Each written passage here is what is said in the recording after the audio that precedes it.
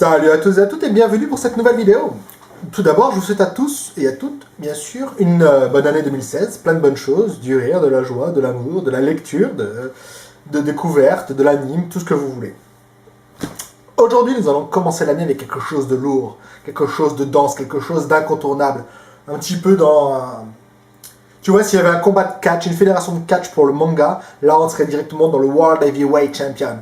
On serait un truc qui atomise Undertaker d'une main, quoi, qui se prend les Brothers of Destruction à lui tout seul, en handicap match. Quelque chose d'incontournable, quelque chose de magnifique, quelque chose qui s'appelle JoJo's Bizarre Adventure. Et surtout, le premier arc, là pour l'instant, on va parler que de ça, c'est-à-dire Phantom Blood, 5 tomes qui ont été publiés en 1987, dessinés par Hirohiko Araki, publié en France chez Tonkam, et c'est indispensable, c'est un must-have, c'est excellent. Même si, c'est je crois, de ceux que j'ai lus, c'est l'un des pires arcs narratifs de JoJo Bizarre Adventure. Mais JoJo Bizarre Adventure, tu vois, c'est déjà tellement bien que même le pire, ça reste mieux que les 3 quarts des trucs. Pense-y. Donc, de quoi donc que ça parle? L'histoire, en fait, c'est, on suit Jonathan Joestar, Jojo, qui est un jeune garçon, un jeune anglais, qui vit sous l'Angleterre victorienne, et qui voit son quotidien bouleversé parce que son père, Lord Joestar, adopte Dio. Dio, c'est ce petit blond là. Donc ça c'est Jonathan, ça c'est Dio. Dio, c'est un salopard fini, c'est un mec qui veut tout le pouvoir, et une fois qu'il va arriver, de toute façon, il va victimiser Jonathan, et il va essayer de devenir le chouchou de Lord Joestar, afin d'hériter du titre de Lord, des pouvoirs et des privilèges qui vont avec.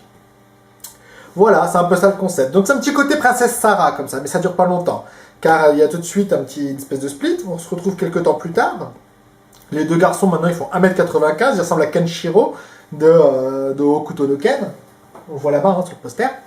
Donc c'est devenu des Golgoth, c'est monstrueux. Et par contre, Lord Joestar se meurt. Fini, Princesse Sarah, là on va tomber un petit peu dans l'enquête policière.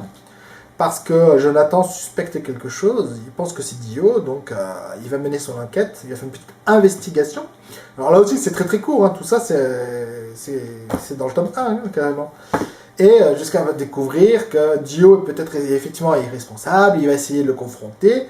Va s'en suivre une baston. Pour la première fois, Jonathan va prendre le dessus. Pour l'instant, vous dites que je vous spoil, mais non en fait, parce qu'on s'en bat les couilles. Ce que c'est important, c'est qu'à partir du tome 2, Dio va se transformer en vampire. Voilà, c'est ça le truc.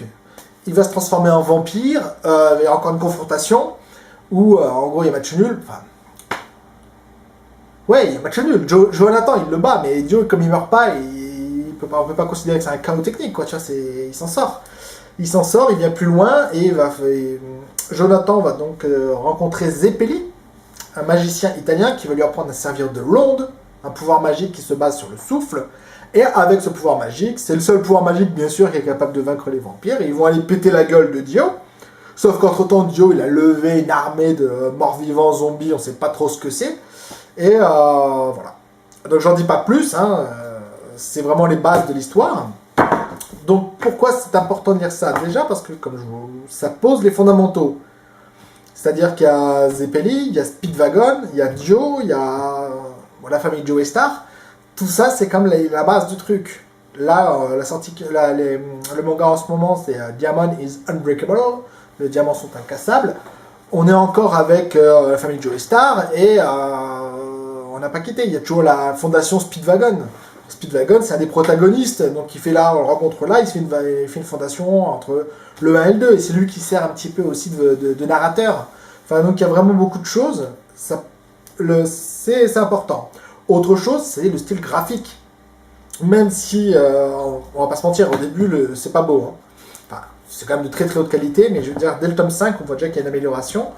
Ça va aller crescendo. Il n'y a pas encore la finesse graphique qu'il pourrait y avoir, par exemple, dans Golden Wing, qui est un arc, je crois, l'arc numéro 4, qui est mon préféré.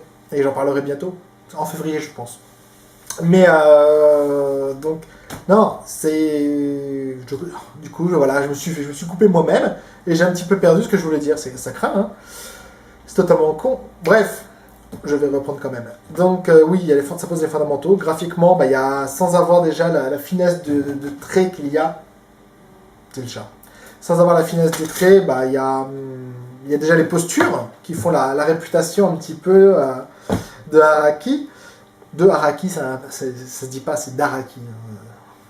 Je parle très très mal, je suis désolé. Donc, non, il y a des petites postures qui font la réputation d'Araki.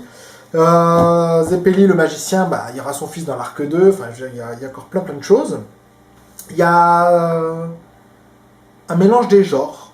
On a beaucoup reproché ça au mangaka qui a fait Hunter x Hunter, mais là, je trouve qu'aussi, il y a beaucoup un mélange des genres.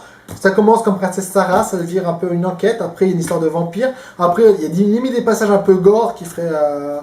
ou horrifiques, avec tous ces zombies vampires chelous, là, qu'on sait pas trop ce que c'est. Il y a un petit côté ésotérique avec leur magie chelou et la magie des Incas. Enfin, il y a de tout. Il y a aussi déjà ce qui fera le succès de la saga, c'est-à-dire que ça se passe en Angleterre et non pas au Japon, donc c'est quand même l'Angleterre victorienne. Ça casse un petit peu tous ces codes, mais qui seront ensuite plus explosés dans les autres arcs, puisque je vous en parlerai bientôt. Je vais pas m'auto-spoiler quand même. Donc non, c'est quelque chose qui est fondamental et qu'il est important de lire. Voilà. Et ça fait que 5 tomes, c'est pas spécialement cher. Limite, je pense qu'elle peut se trouver d'occasion en plus. Et c'est indispensable parce que JoJo's Bizarre Adventure, c'est quand même une saga qui a 29 ans. 29 ans de succès. C'est une influence considérable. C'est cultissime. Moi, je peux pas... Là, voilà, c'est même pas moi qui le dis, qui m'enflamme, qui m'enthousiasme. C'est sincèrement, on peut pas ne pas connaître JoJo's Bizarre Adventure. Je sais qu'il y a une série d'animation, Phantom Blood a été transformé en animé, donc vous pouvez toujours jeter un œil dessus, ça vaut le coup. Voilà. C'est pas le récit le plus maîtrisé d'Araki, c'est pas le dessin le plus maîtrisé d'Araki, c'est son premier, voilà, c'est le premier arc, hein, il a le droit de commencer comme tout le monde. Saint Seiya aussi, pour les fans ultimes, bah, les dessins étaient quand même assez improbables, il y avait des gros défauts dans les armures et dans les proportions hein, au début, faut pas se mentir, donc soyez tolérants. Et ne passez pas à côté par contre, c'est culte et c'est bien, c'est vraiment bien. C'est pas parfait, mais ça met des fondations solides qui permettra ensuite à la série d'exploser. Et voilà. Donc sur ce, bah, moi j'arrête là. Hein, Phantom Blood, j'ai dit ce que j'avais à dire dessus.